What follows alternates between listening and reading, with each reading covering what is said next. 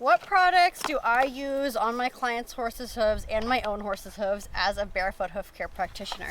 So I'm going to go through each one of these in here. First off, no thrush powder. I really like this one because it's super easy to use and it's not messy. So, and it has a ton of different uses for it as well. You can use it for scratches, mud fever, and rain rot. I personally have only used it on thrush because I haven't had to deal with any of those issues with my horses. But it's a great product. It's all natural. It's non-caustic. It's not going to stain anything. It doesn't have a strong smell.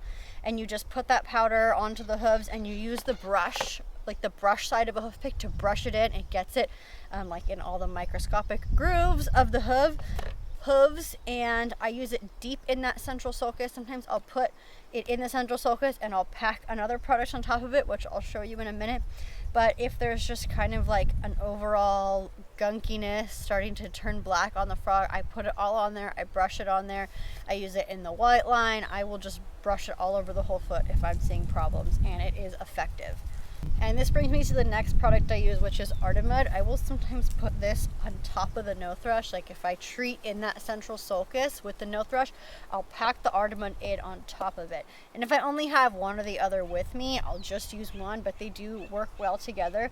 I like Artimud because it's also all natural. I try to keep all natural products when possible for horses' hooves because when where they're walking, they're eating, and so I don't want to put a bunch of chemicals on there because then they would end up eating some of it if they're stepping right where they're eating. And so this has zinc in it, which is super powerful antimicrobial, antibacterial, and it's also drying.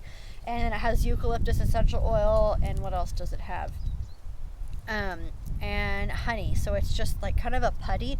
And what's great about this is that you can put it like in the collateral grooves or in the central sulcus, and I've done this and checked the hooves the next day and it's still packed in there, so it creates a barrier and it really protects against more exposure to urine or manure or mud or wherever your horse is. And I use this on the frog, in the white line also. If there is a crack, I will pack it in there to help prevent that from getting infected as well. Now on to the last product that I use for thrush. It's HYPOZIN, which this is also just a strong zinc paste, and I use this mainly just for central sulcus infections because I can squeeze it deep in there. But it's a product from Europe, so there's only one website you can order it from. It's the Global Endurance Training Center, I believe it's called. I'll link it below. But it's just a super powerful zinc. So it is similar to Artimud, but maybe a little bit stronger, I would say. I just kind of try to use all different stuff. So it doesn't have the added essential oils like Artimud does, but it is super strong. Now these next two products I don't use for thrush, and they're new ones that I've been using, but I have had some great results with them so far. The first is Elemental Equine Sole Salvation, and it is used for pain and soreness while strengthening the sole. Now, it is competition-safe ingredients by FEI regulations, but it does contain DSMO, which I don't compete FEI.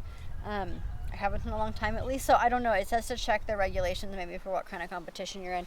But overall, it's all safe ingredients. So this does have the Venice turpentine in it, which is not a product I love to use all the time, but this is effective. And I use it on my mare's hooves.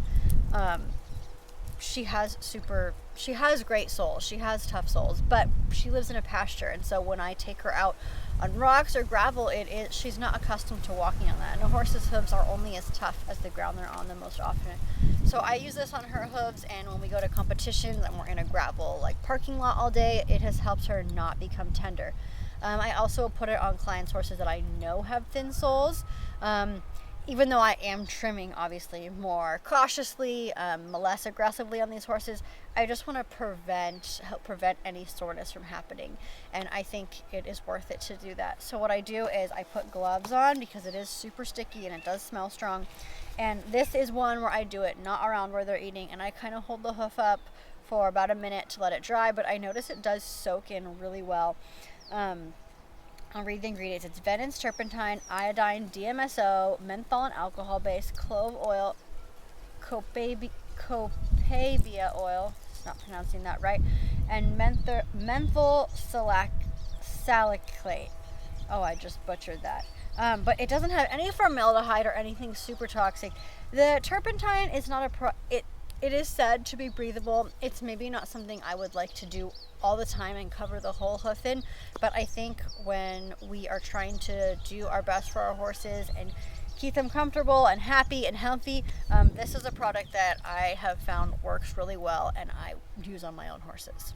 Now coming up to another product by Elemental Equine. This is the Hoof Armor. I haven't gotten to use this one as much, but this Hoof Armor, it is also competition safe ingredients, and this one you can use all over the hoof.